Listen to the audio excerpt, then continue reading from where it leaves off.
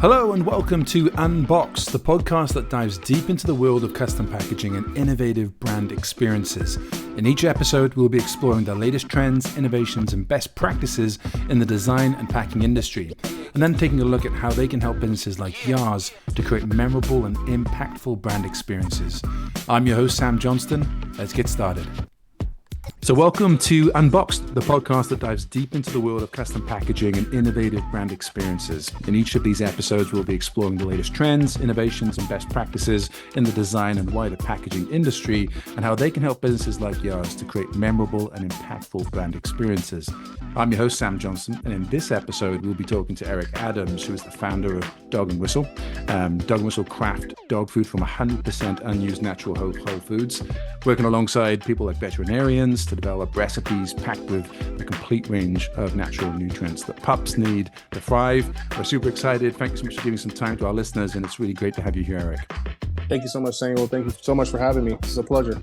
We're looking forward to it. I'm a dog lover. I've got a miniature schnauzer. My whole family are dog lovers, so it's close to our heart.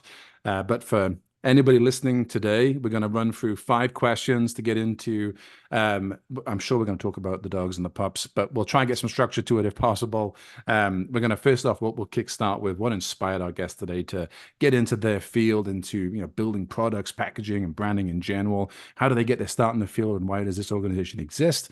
Then we'll move on to how does custom packaging and kind of product to brand experiences contribute to loyal customer bases, and maybe what are some of those experiences that they've seen out there in the wild that are making that happen in a good way. And then any success stories or case studies or businesses that they've seen that have transformed their brands through packaging and design exercises to get better results. And then the last couple really are about what are some of the biggest challenges or roadblocks, so that anyone listening out there that's starting a business, they can get some of those hints and tips ahead of schedule. And the last one, we'll get our crystal ball out and we'll have a look at what the future has to hold. What does the next sort of 5 to 10 years have, so that these founders that are listening, they can get some of those insights from you as well. So we'll work all the way back to the beginning there. And Eric, what inspired you to get into the product that you have, the kind of packaging and branding world, and how did you get your start in this field? Yeah, so to this field particularly, I have always had a passion, always had a love for pets, right? Growing up, always had a pet from a very young age. And we just kind of fell into those situations where it was always a pet that either passed due to humanized health problems, right? And it just didn't sit well with me. And there was a point in time I went to school for culinary. I wanted to become a chef, and I had these dreams and aspirations of wanting to run my own restaurant. But there was a aha moment when I was working on the Las Vegas Strip for a specific restaurant that had a sustainability program that wasn't so sustainable, and I kind of put 2 and 2 together. I said, this is something that I'm thinking about doing. Why not leverage the expertise or the relationships that I have with some distributors and kind of create this new nucleus in terms of rescuing food, right? Unbeknownst to me, there was a new word called upcycling. There was a word called upcycling. So, got, intertwined into that whole world of the Upcycled Food Association. And from there, that's where the passion just took off, right? Because now that it's been aligned, I understand what the mission is in terms of pet health as well as planet health, right?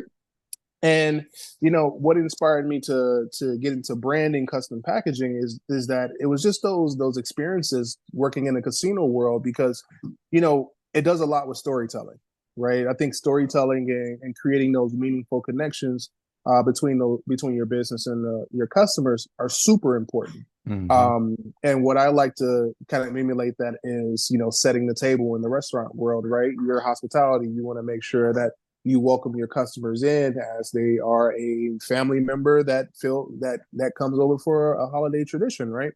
Mm-hmm.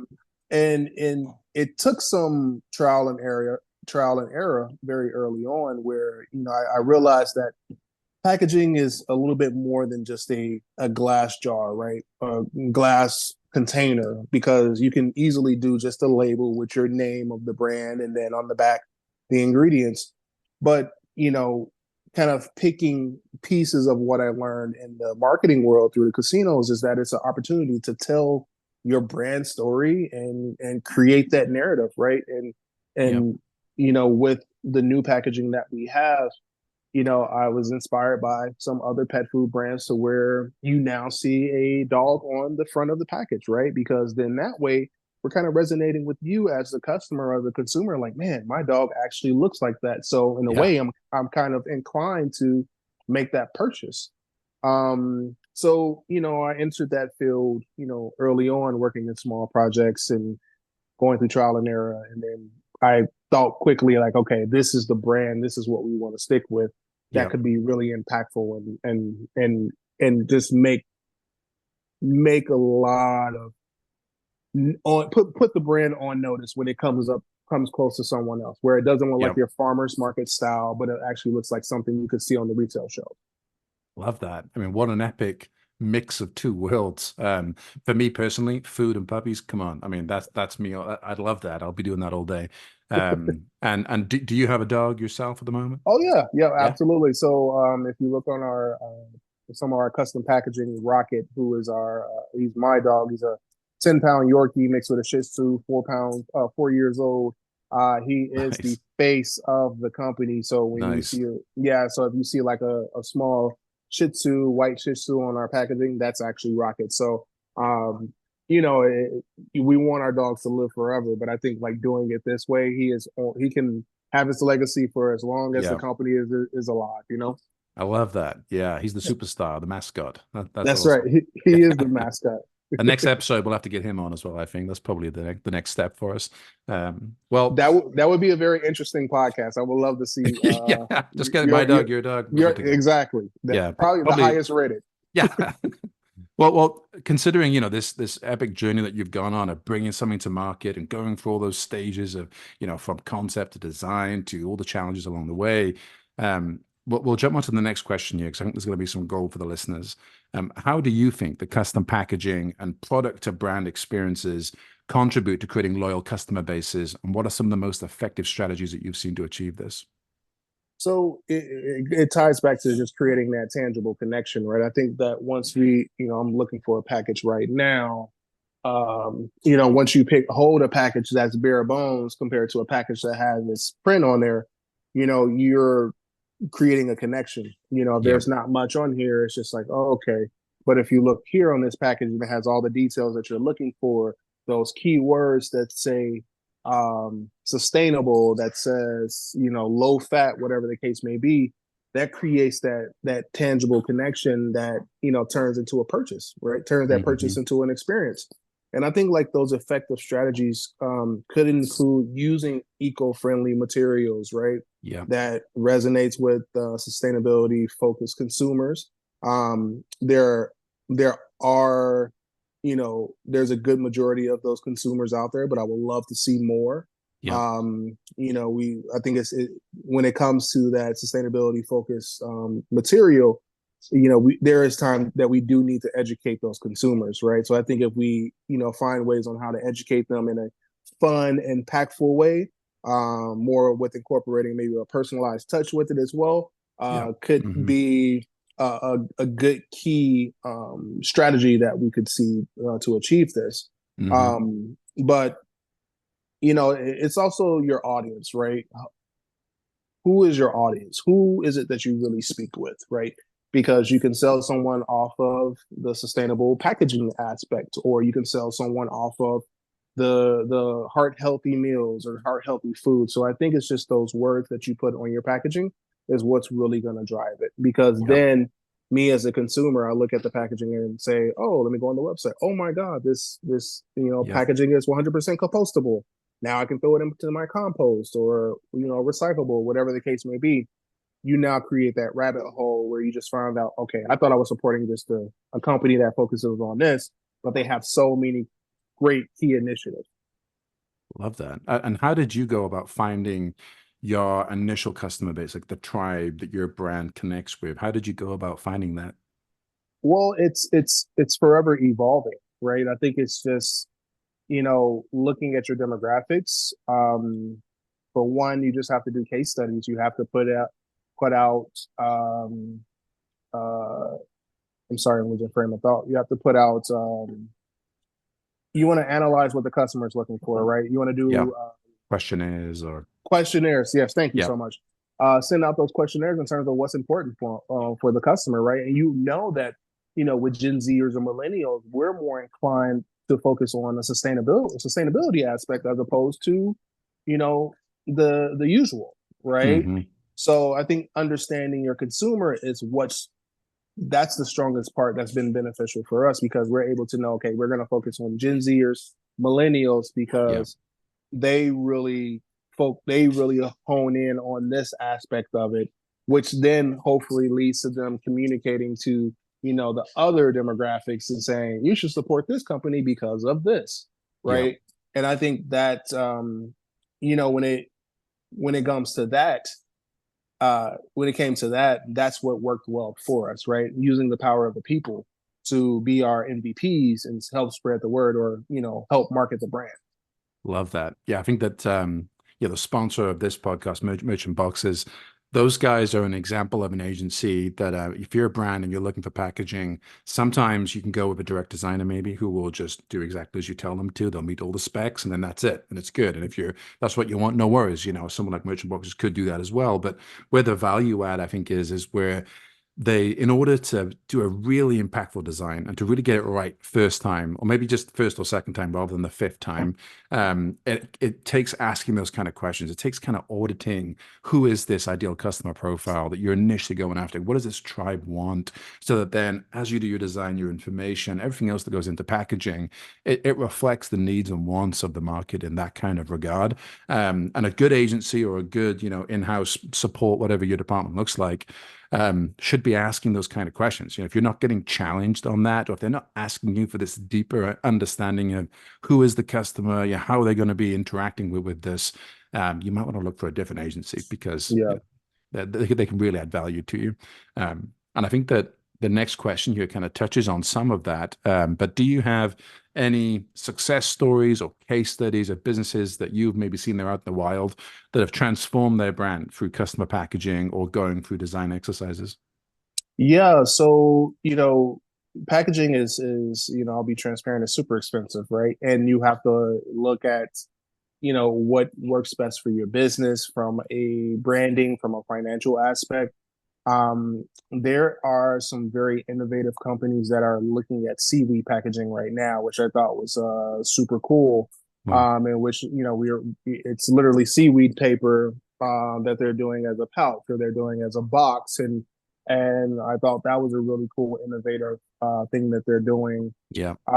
There's a good friend of mine was telling me something about a mushroom pouch that's being made out of mushrooms, which Nice.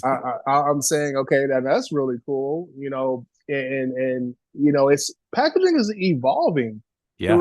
throughout the years. It's just continuously evolving. But I think like also understanding from a brand standpoint, what makes us stick out, well, what makes us different, or if we're staying in line to those other competitors, how can we just tweak it just a little bit, right? How can we tweak that Hmm. experience just a little bit? Because they may have the formula of what's working, but we're going to just change it a notch, right? So, Yeah. I'll use in the pet food sector, a lot of pet food businesses, they use, plastic or their plastic pouches, but now there's companies using rice paper, seaweed paper. There's the mushroom protein, mushroom paper. Some of them are reverting back to the old school ways of shelf stabilization, right? Because Yeah. maybe it's not a pouch, maybe it's a little recyclable quart container that they can have their meals in, right? I think that's where Nice. you know we're starting to see the the evolution of what's happening, but then also people are like, maybe we don't have to recreate the wheel. Maybe we can just tweak it a little bit. Yeah. And there's a lot of companies that's doing that. But it's interesting, right? It's a very saturated, it's very saturated in terms of what everyone's It's doing. competitive. Yeah. It's very competitive, very saturated. With the pet food market, it's just like, okay, you as a consumer, what exactly do I need? Is it shelf space? Is it freezer space? Because you can choose a package that Yeah. There's wet food that is focusing on, vacuum sealed packaging, Yeah. or is it a container? It just varies from different things. But Definitely. the pet food industry I think personally is the one that has so many different styles of packaging. It's crazy. Yeah, I mean, it can be overwhelming as a consumer going into, a PetSmart, Pet World, whatever it is your local store is, and suddenly there's 10 aisles. Mhm. And for your dog, age bracket, whatever it is, there might be several sections that are relevant to you. And more often than not, my experience at least of asking for help in store has often been just whatever the individual is familiar with, not Yeah. necessarily, going through a sort of open question, closed question funnel to get me to the perfect food for my individual dog and needs. So I often have to go online and do a little bit of research, and that kind of the online platform reflecting the brand, you're getting that information into the packaging. Because if I come into store and I see, oh, that's a different ingredient. That's a different way of sort of stabilizing the food as far as the packaging goes. Whatever it is, I'll then look at the package and I'll often do a little bit of research. Then I'll go online and just figure out, is this the right one for me? Yep. But if I didn't see that information on the packaging in the store, I wouldn't know to go and look for it online. So it has Yeah. to capture my attention, give me enough information to potentially make an immediate purchase. But more often than not, this is something that I'm going to be doing a change of diet for an animal for my family member, really. One of Yeah. my pup. So it's a big decision, and likely I'm going to be investing in that food for a long period of time. So it's not a kind of an off the cuff thing. I need to get that information. So it's just one of those interesting areas of the market where you have to get that information out there. And you can't just put one big block of text on a box because and leave nothing else to attract the eye or differentiate from.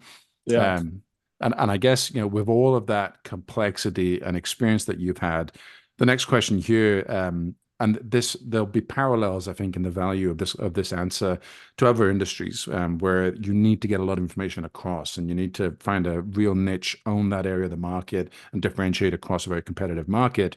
But what are some of the biggest challenges or roadblocks that businesses face when it comes to packaging, branding, brand experiences, and in your experience, how could they overcome those ahead of schedule?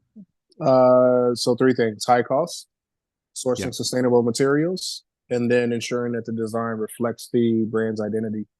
Those are the three things that I think that sticks out in a crowded market, right? And that's great. businesses can overcome that by just starting small. One of the biggest things that I see a lot of people do, man, and Sam, is they get a little bit of money and they just want to throw all their money all in, and just, we're gonna get all these packages and all this print going and this and that, and you're expecting so much volume to come in, but there's nothing wrong with just starting small. I mean, honestly, I've been Hmm. starting small for 5 years, and it's not where, we're on every single store, every single shelf. No, it's starting small, understand what works, not being tied to 15,000 cases of dog and whistle pouches or boxes or whatever the Yeah, case may be. But, just baby steps into that, right? And I think that's what can help you just pinpoint, okay, this is the cost, this is the material that we want to go with, and this is the design that we have done, right? I have done over the past 5 years, I think I've done maybe 4 designs. The original design of Dog and Whistle was a dog with a whistle in its mouth, and now it's literally the words Dog and Whistle with a dog that's like tied into the G. nice. And it was just more of okay, what makes sense, right?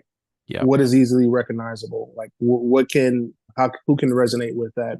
And there's times where, like, I thought that design was super dope, but it's like, no, we have to evolve that, right? And yeah, some of the biggest companies, they've evolved their logos, their packaging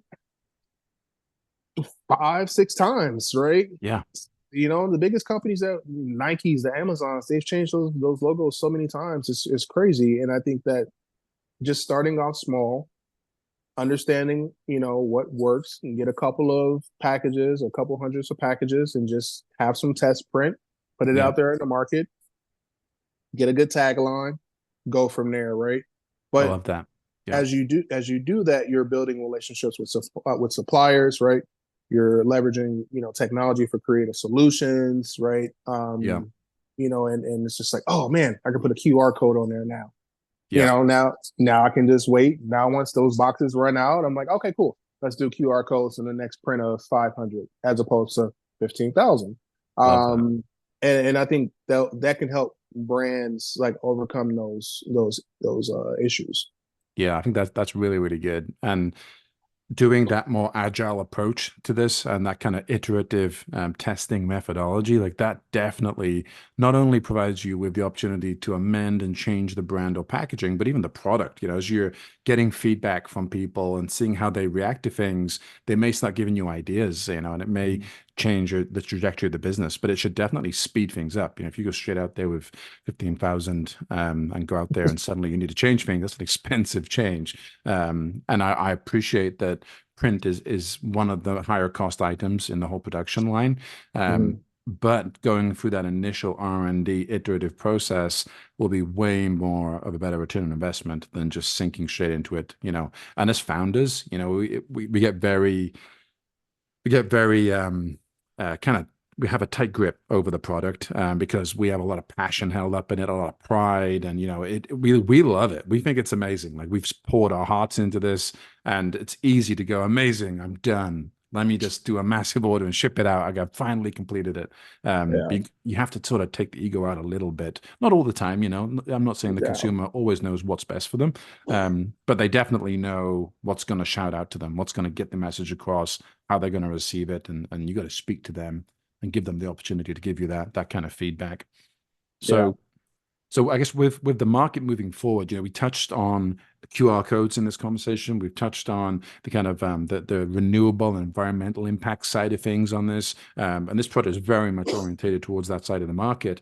But if we look at the wider market here, how do you see the future of custom packaging, brand experiences in general, evolving over the next 5 to 10 years? And what could businesses and listeners be doing today to stay ahead of that curve? So, it's funny because like I was thinking about that question and two things came to mind when you just said that is sustainability, right? Everyone's looking at sustainability. How sustainable is your packaging? Even investors are looking at that now. I think if I'm not mistaken, there was over the past year, this current year, 10% of total investments within the pet food sector were invested in sustainable pet food brands that focus heavily on Oh, great. sustainable packaging. So sustainability is one, personalization is another, right? I think with the D2C market, having a personalized item for your pet or even for you Yeah. is something that, a lot of people look for. It's funny, like the handwritten notes, right? When you see a handwritten note, you feel like, okay, that's organic, that's real, it's Yeah. personalized. And I see a lot of, big name brands, outside of the pet food sector you know, that says like, I don't know, let's say Chili Crunch, right? Made by such and such chef, but the chef signs it, right? Yeah. It's like he signs it, and that's just like that's personalized by the chef, or it could say Yeah. for such and such, and I think that's an experience as well. That's super cool. Yeah. Um, and then interactivity, right? I think like an interactive experience is something that you know I'm always looking at in terms of like a